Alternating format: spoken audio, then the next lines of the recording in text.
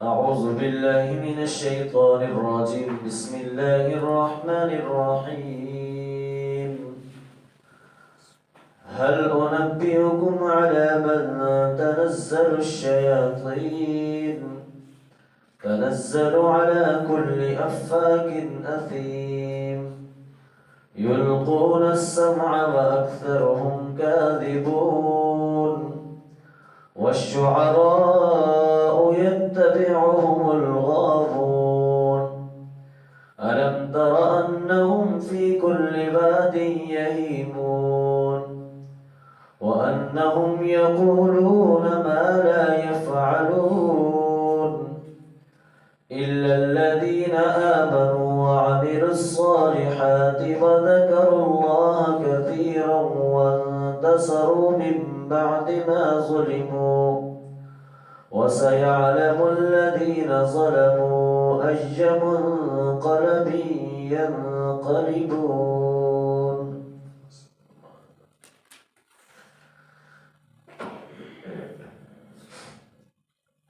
هل أنبئكم على من تنزل الشياطين؟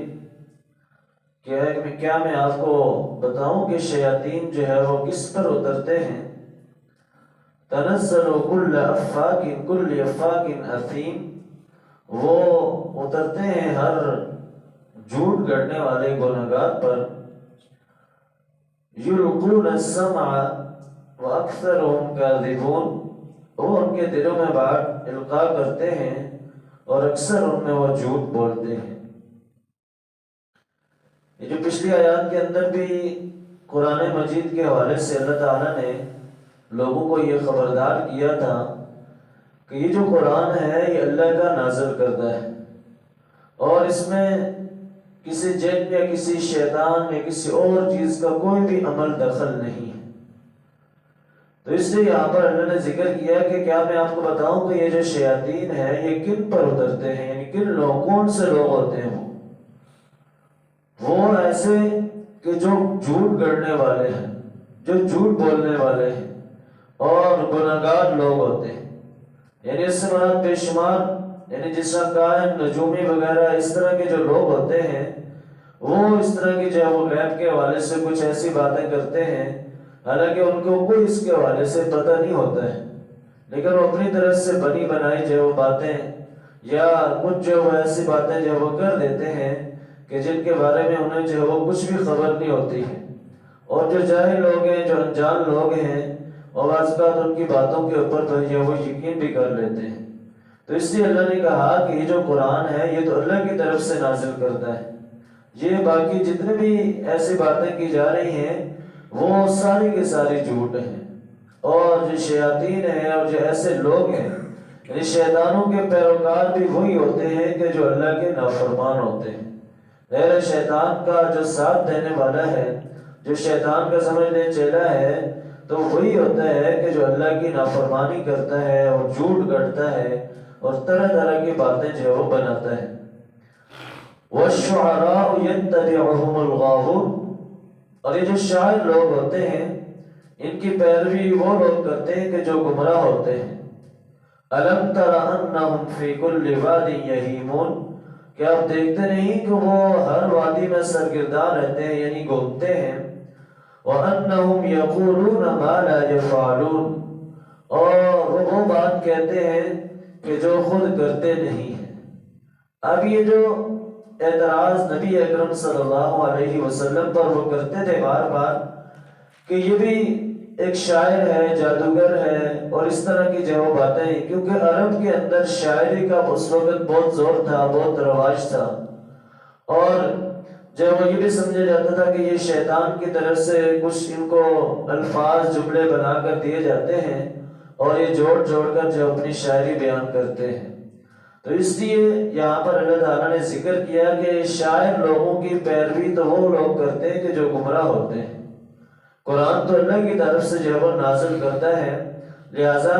یہ قرآن ایسا نہیں ہے کہ کوئی شاعری ہے یا کوئی ایسا کلام ہے، یہ تو اللہ رب العالمین کا کلام ہے اور اس میں کسی قسم کا کوئی شک نہیں ہے.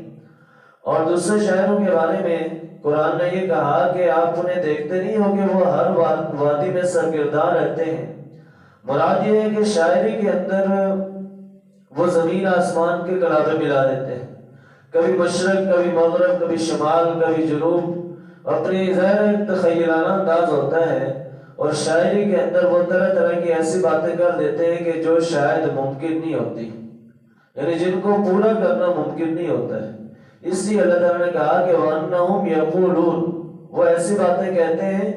کہ مَا لَا يَفْعَلُونَ، جو وہ خود بھی نہیں کر سکتے ہیں۔ یعنی شاعری کے اندر ظاہر ہے شاعر اپنے اس انداز کے اندر جو نظم یا غزل وغیرہ جو وہ لکھتا ہے، تو وہ اس کے اندر ہو سکتا ہے کوئی ایسے باتیں کر دے کہ جو کہ انسان کے بس کی بات ہی نہ ہو، اور یعنی ایسے باتیں کر دینا، تو اس لیے کہا اللہ نے کہ وہ ایسا کچھ کہتے ہیں کہ جو کرنے والے نہیں ہوتے ہیں، تو لہٰذا ایسا ہرگز نہیں ہے۔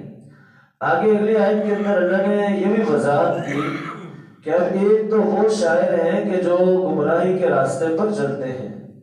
جن کا کام لوگوں کو ورغلانا، اپنے اوپر جو وہ اپنی تعریف کروانا یا اس طرح کے جملے بول کر، ایک تو وہ لوگ ہیں کہ جو حقیقت کے مطابق شاعری نہیں کرتے۔ لیکن اللہ نے آگے ذکر یہ بھی کیا کہ إِلَّا الَّذِينَ آمَنُوا، کہ سوائے ان لوگوں کے، یعنی یہاں پر استثناء ہے کہ ظاہر ہے کچھ ایسے لوگ بھی ہوں گے جو ایمان والوں میں بھی جو شاعری کرنے والے ہوں گے، تو ان کے حوالے سے کہا کہ اصل جو شاعر وہ ہیں کہ إِلَّا الَّذِينَ آمَنُوا، سوائے ان لوگوں کے جو ایمان لائے، وَعَمِلُوا الصَّالِحَاتِ، اور نیک اعمال کرے، وَذَكَرُوا اللَّهَ كَثِيرًا، اور اللہ کو یاد کرے بہت زیادہ، وَانتَصَرُوا مِن بَعْدِ مَا ظُلِمُوا، اور مدد کرے اس کے بعد کہ جب ان پر ظلم کیا گیا ہو، وَسَيَعْلَمُ الَّذِينَ ظَلَمُوا، ان قریب وہ جان لیں گے کہ جنہوں نے ظلم کیا، أَيَّ مُنْقَلَبٍ يَنْقَلِبُونَ، کہ کس طرف ان کو لوٹ کر جانا ہے۔ یہ یہاں پر جو غیر مسلمانوں کے اندر بھی ایسے شاعر گزرے ہیں کہ جس طرح نبی صلی اللہ علیہ وسلم کے دور کے اندر حسان بن ثابت تھے، انہوں نے بھی شاعری کی، تو یہاں پر ان لوگوں کا ذکر ہے کہ چار خصوصیات ان کے اندر ہوں کہ وہ ایمان والے ہوں، نیک اعمال کرنے والے ہوں، اور اللہ کو یاد کرنے والے ہوں، یعنی اللہ کی یاد سے غافل نہ ہوں،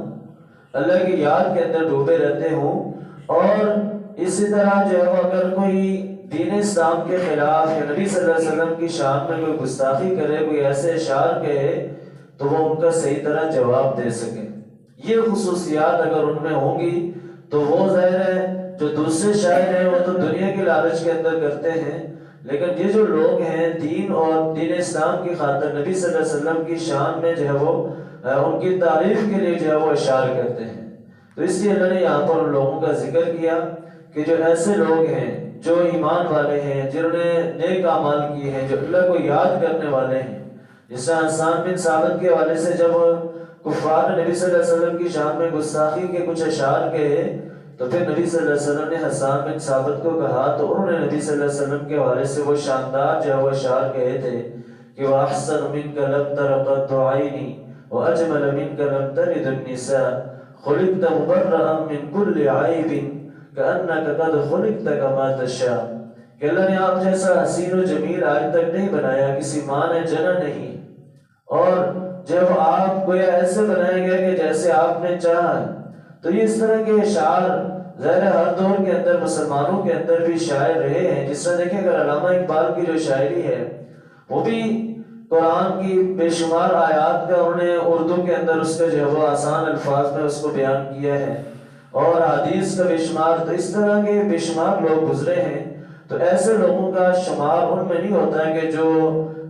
جو ایسی باتیں کرتے ہیں، بلکہ جن کے اندر یہ چار خصوصیات ہوں گی تو ان کا شمار جو ہے وہ نیک لوگوں کے اندر ہوگا۔ اور یہ اللہ نے کہا کہ جن لوگوں نے ظلم کیا، ظلم سے مراد کہ جو لوگ نبی صلی اللہ علیہ وسلم کی شان میں گستاخی کرتے ہیں، دین اسلام کے حوالے سے جب وہ طرح طرح کے جملے یا الفاظ کہتے ہیں،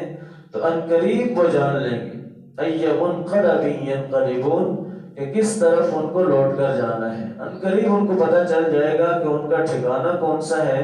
اور کہاں پر انہوں نے جو ہے وہ جانا ہے، اور وہ اپنے جو جرم کیا ہے، جو انہوں نے گناہ کیے ہیں، وہ اس کی سزا جو ہے وہ ضرور کاٹ کر رہیں گے۔ تو تو اس لیے ان آیات کے اندر ہمارے لیے پیغام یہی ہے کہ اصل جو چیز ہے ہمارے لیے یہ قرآن اور حدیث اور نبی صلی اللہ علیہ وسلم کی سنت ہے، ان کی سیرت ہے کہ ہم ان کے مطابق زندگی گزاریں گے تو تب جا کر ہماری یہ دنیا اور آخرت کامیاب ہوگی۔ اللہ تعالیٰ سے دعا ہے کہ اللہ تعالیٰ ہمیں عمل کی توفیق عطا فرمائے۔ ربنا آتنا فی الدنیا